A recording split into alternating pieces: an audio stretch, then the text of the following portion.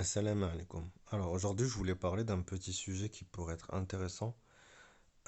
C'est un rapport en fait avec Al-Khadr. Al-Khadr, c'est alors pour ceux qui connaissent pas, je vous invite à lire la sourate Al-Kahf.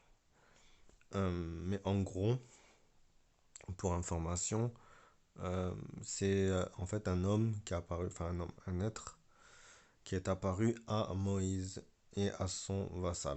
Et après une longue histoire avec laquelle en fait on voit que Moïse a suivi une personne. Alors le contexte en fait c'est que... Alors je vais essayer de te raconter le contexte parce que sinon vous n'allez pas comprendre.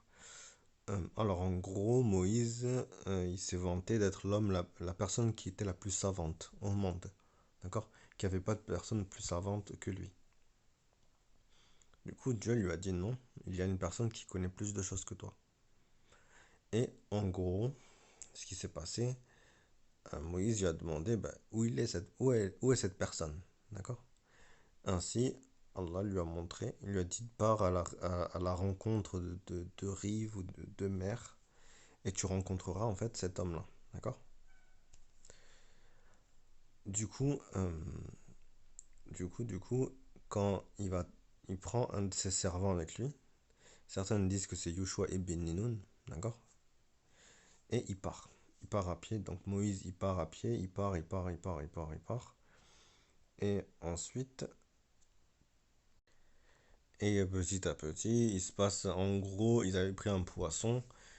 Et, euh, et en fait, voilà, Dieu a dit qu'en gros, tu prends un poisson et le moment où il disparaîtra, tu croiseras Al-Khadr. D'accord. Et en fait, le poisson, il était mort.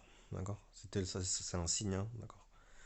Et en fait, avec le temps, ben, il est parti avec, enfin Moïse avec son servant, ils sont partis. Et au bout d'un moment, il se passe des péripéties. Et je vous laisse lire la sourate, comme ça vous saurez ce qui se passe. Et ce qui se passe à un moment, c'est que bim, le poisson a disparu.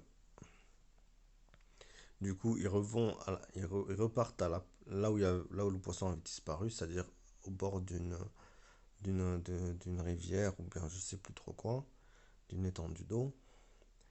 Et là, ils trouvent une personne assise, allongée. Autour de cette personne, il y a une verdure, une petite verdure.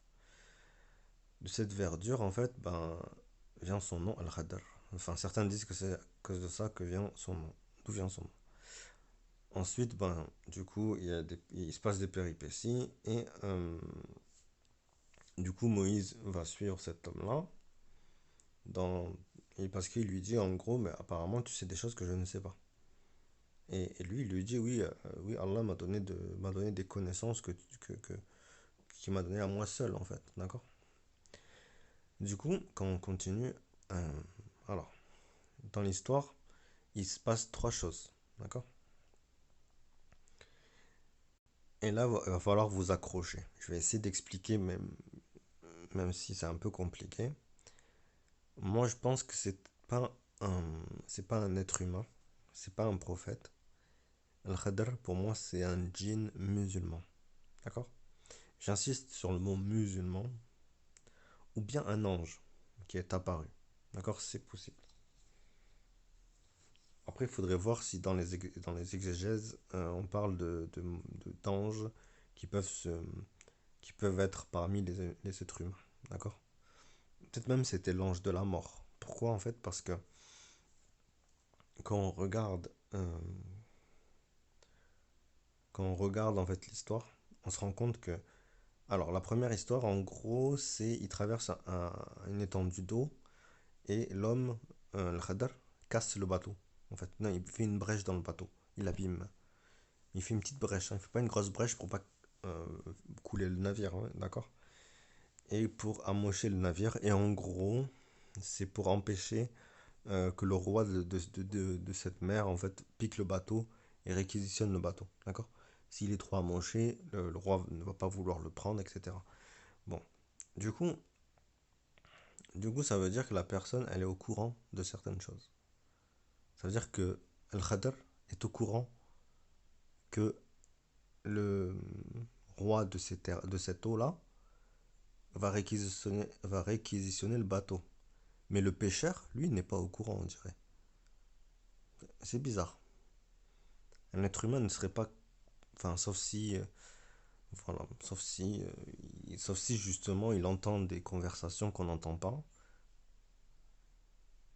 Et voilà. Du coup, Allahu alam. Alors, deuxième histoire, c'est l'histoire de l'enfant qui est tué, d'accord? Et la personne a tué un enfant, et après elle explique qu'en gros elle a tué cet enfant parce que c'était un enfant qui allait désobéir à ses parents, qui allait être rebelle et qui allait être un fardeau pour ses parents, pieux. Du coup, euh, peu d'hommes, je pense, savent. En fait, peu d'hommes savent, ou peu de personnes savent ce genre d'informations. Ces informations ne sont pas euh, visibles sur le visage des gens, d'accord? Ou c'est pas. Enfin, faut connaître l'endroit, faut connaître.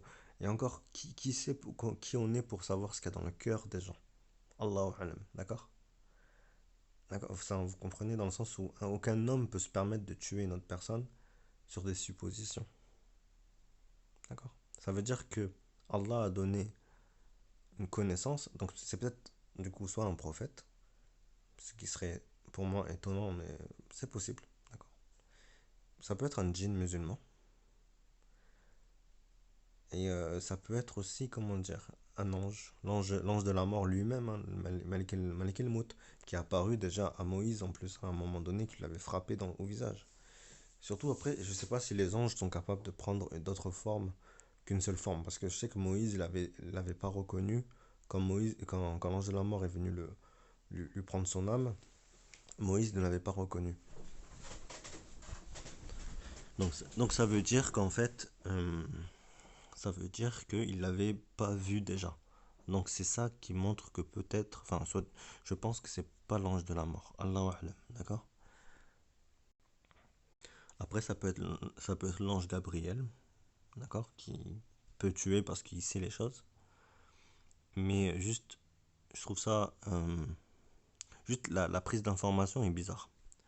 Ensuite, on va passer à la troisième histoire. C'est l'histoire du mur qui est redressé euh, dans un village peu hospitalier. Al-Khadr redresse un mur qui allait tomber. Et en dessous de ce mur, il y avait un trésor. Pour ceux qui savent, beaucoup de djinns gardent des trésors. D'accord? Ainsi, ce qu'on peut constater, c'est que cet être-là, Al-Khadr, connaissait, savait qu'il y avait un trésor sous la terre. Exactement à un endroit, il connaissait les histoires. Après, euh, après du coup, ça referme en fait la possibilité. C'est soit un prophète qui connaît des choses parce qu'il est inspiré par Allah, parce que en fait le terme utilisé c'est serviteur, d'accord? Dans le Coran, enfin, c'est le mot serviteur. Donc c'est pas prophète, c'est pas humain, c'est pas djinn. Donc ça peut être tout ça en même temps, d'accord? Ça peut être un djinn, ça peut être un humain, pardon, ou ou un ange, Allahu a'lam en fait, d'accord? Ainsi, euh, ce que je veux dire par là après, c'est que on s'aperçoit que il sait des choses, Al-Khadr sait des choses. Pour moi, après ça c'est mon point de vue, il peut communiquer avec les Karines et leur demander des informations. Il voit des trucs qu'on ne voit pas. Car un djinn voit quand même des choses. Il voit le cœur des gens, il voit, il peut voir le cœur des gens, mais je sais plus si c'est pas avec l'autorisation de la personne ou je sais plus. Allah, c'est Allah de toute façon qui autorise, hein, d'accord. Mais je sais pas. Bon, bref. En fait, le but de cette réflexion, c'est surtout de d'un petit peu faire une investigation et de disséquer aussi encore. J'aime bien ce mot, mais c'est de disséquer l'information, de chercher,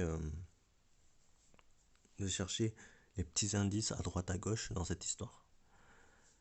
Donc, il sait qu'une personne est mauvaise, a un mauvais cœur. Il connaît c'est pas, limite il connaît l'avenir. Ça veut dire que c'est peut-être un ange parce qu'il serait direct en relation avec Allah. Et, et en fait, d'un côté, ça pourrait être aussi un djinn, d'accord?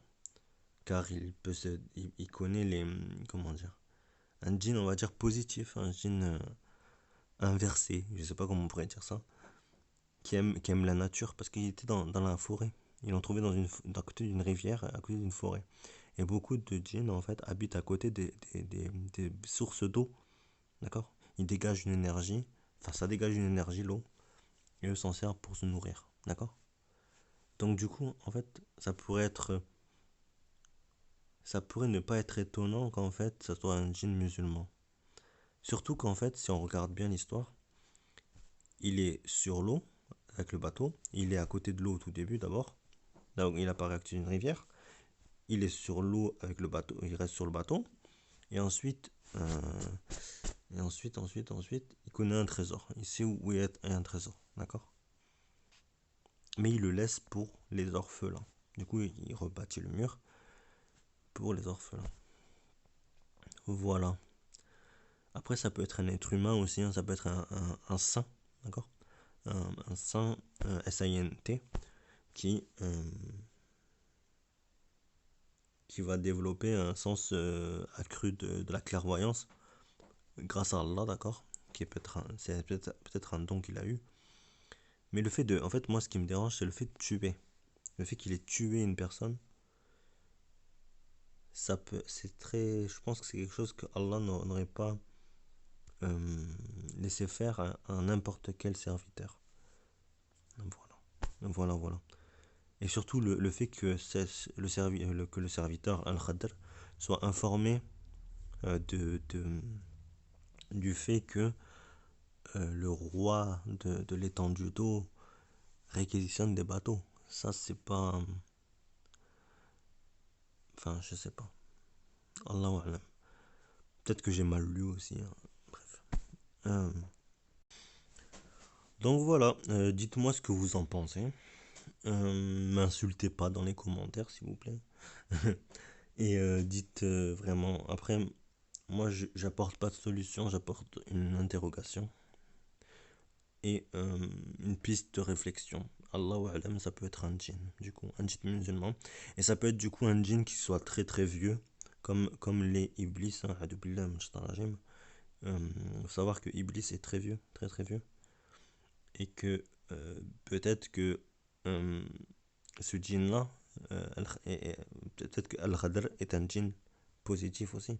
Parce qu'avant, Iblis était. Avant, pas aussi. Pas aussi, hein, mais avant que Iblis soit un rebelle, il était élevé au ciel, hein. Il était dans une place qui était très confortable, on va dire.